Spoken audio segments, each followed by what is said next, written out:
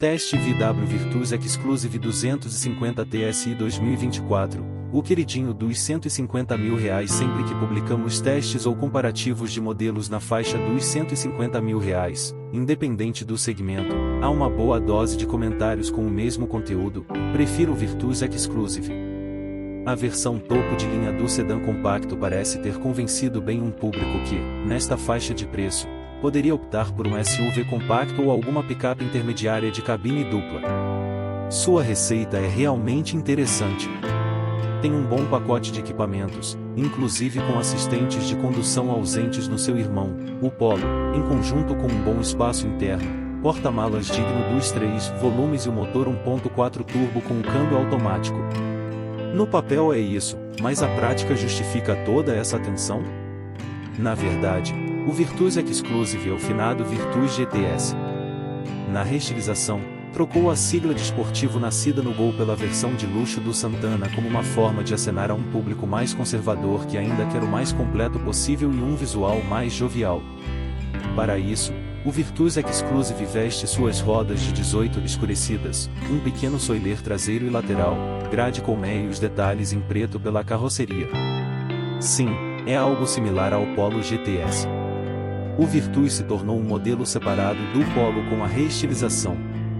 Pegou os faróis full LED do Nivus, assim como os faróis de neblina, e adotou um estilo diferente do hatch em praticamente todas as peças, além de receber as lanternas todas em LEDs, algo que o Polo nem sonha em receber tão cedo nessa vida. Não dá para negar que o sedã recebeu uma maior atenção na hora dessa mudança.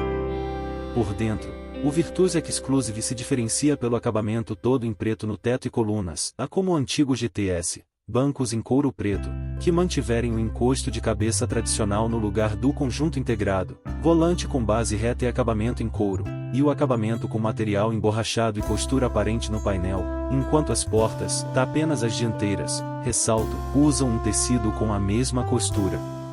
Ainda há bastante plástico, com algumas rebarbas, e um aspecto brilhante que chega a refletir no para-brisa em dias de sol mais forte. Ainda não tem o melhor acabamento do segmento, mas já passa uma sensação melhor. Dentro do segmento, o Virtus é, mesmo depois de alguns bons anos de mercado, o único com um painel de instrumentos totalmente digital em uma tela de 10,25, algo que ainda impacta bastante um comprador ligado em tecnologia.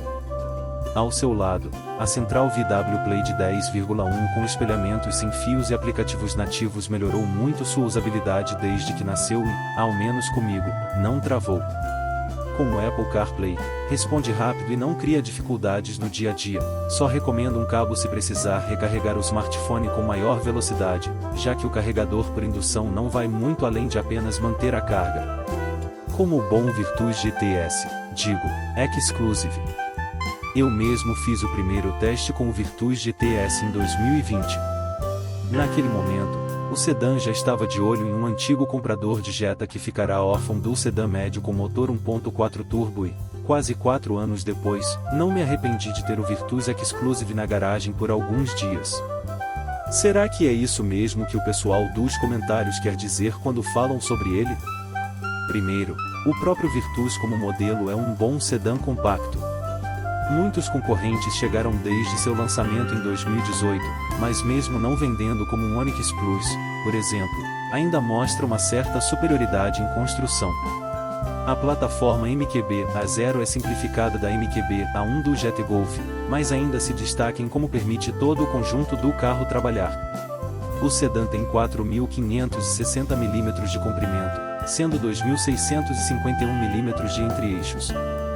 Foi esticado na comparação com o Polo justamente para ter um maior espaço interno no banco traseiro, um ponto de destaque principalmente para as pernas, e que ganhou saídas de ar-condicionado e 2 portas USB-C para recargas de smartphones.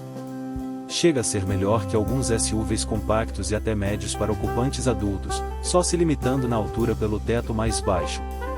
No porta-malas, 521 litros, um dos maiores do segmento. Ou seja, se tornou a opção para quem tem família e não quer um SUV. Esse cliente valoriza algo que poucos seguem olhando na hora de comprar um carro e dirigibilidade. Por mais que os SUVs tenham evoluído com o passar dos anos, a sensação de um carro mais baixo e posição também mais baixa ainda é algo a se valorizar. No caso do Virtus Exclusive, dá para se posicionar mais alto com a regulagem do banco e da coluna de direção, da altura e profundidade, se desejar, mas não é como um SUV ou picape. Do antigo GTS, o Virtus Exclusive trouxe um ajuste mais firme de suspensão quando comparado aos demais da linha. Reclama ao passar por pisos mais acidentados, como aquelas ruas remendadas das grandes cidades, mas boa parte da conta fica com as rodas de 18 com os pneus 205/45, que você vai ter que ter mais cuidado na hora de encontrar um buraco mais fundo para não ter que fazer uma troca pelo step naquela noite de chuva e frio. O Virtus Exclusive usa o conhecido motor 1.4 Turbo Flex, de 150 cavalos e 25,5 kgfm, tão usado nos modelos da Audi VW por aqui há anos. Seu parceiro também é conhecido, o câmbio automático de 6 marchas, fornecido pela japonesa Aisin, que está em diversos modelos espalhados por aí em muitas marcas.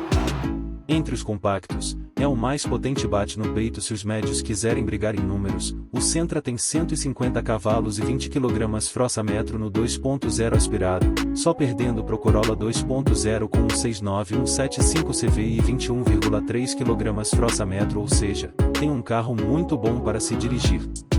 O seletor de modos de condução nos dá a opção de Eco, Normal, Sport ou Individual e muda o comportamento de respostas de motor e câmbio. Mesmo no modo mais econômico, entrega força com pouco turbolag e, quando ganha pressão, cresce muito bem. Na cidade, marcou 8,2 km/litro, com etanol, ao apostar em aproveitamento de força e, na estrada, os 12,6 km/litro aparecem com uma sexta marcha relativamente longa e a mesma disposição de força nas retomadas e ultrapassagens. Para andar mais rápido, o modo Sport coloca até um emulador de ronco pela vibração do para-brisa, como no Polo GTS, e joga as marchas com trocas mais tardias e um acelerador mais sensível, em conjunto com uma direção mais pesada e responsiva. O normal já entrega mais força, mas só o Sport coloca à disposição tudo que a engenharia pensou para o Virtus GTS. Desculpa. É Exclusive. O Virtus é um carro bem responsivo em curvas. A carroceria dobra pouco e há a ajuda de um vetorizador de torque, que coloca o carro para dentro da curva mesmo se você exagerar um pouco. O conjunto motor, suspensão e plataforma é digna de elogios, e além de uma boa dirigibilidade, não fez feio nos testes, 0 a 100 km/h em 8,7 segundos e retomadas na faixa dos 6 segundos estão dentro do esperado para esta potência e torque. Neste mundo, ao menos ainda valoriza ser um bom carro a quem dirige. Coisas de sedã. O pacote do Virtus Exclusive é bem completo. Além do que já citei, a chave presencial com partida por botão, ar-condicionado automático, 6 airbags, controles de tração e estabilidade, piloto automático adaptativo, alerta de colisão com frenagem automática, detector de fadiga, freio a disco nas 4 rodas, retrovisores com rebatimento elétrico, sensor de chuva e luz, no preço de R$ 150.990, as 3 primeiras revisões grátis. Dentro da VW, esse preço te dará um T-Cross Comfortline com motor 1.0 turbo e menos equipado pagando R$ 158.990, ou o Polo GTS com um conjunto parecido, mas menos equipamentos, por R$ 149.990, ou uma Chevrolet Montana Premier por R$ 150.840 se quiser uma picape. O que pode te deixar em dúvida é um Nissan Sentra Advance, por R$ 149.990, em um porte maior e não tão menos equipado que o Virtus. Dá para entender todo esse barulho sobre o Virtus Exclusive. Não é o mais vendido do segmento, mas para um cliente nesta faixa de preço, tem um conjunto interessante de motor, câmbio, dinâmica e equipamentos, apesar de ainda ter pecados de compactos, como o acabamento cheio de plásticos. Aqui está o queridinho dos R$ 150.000.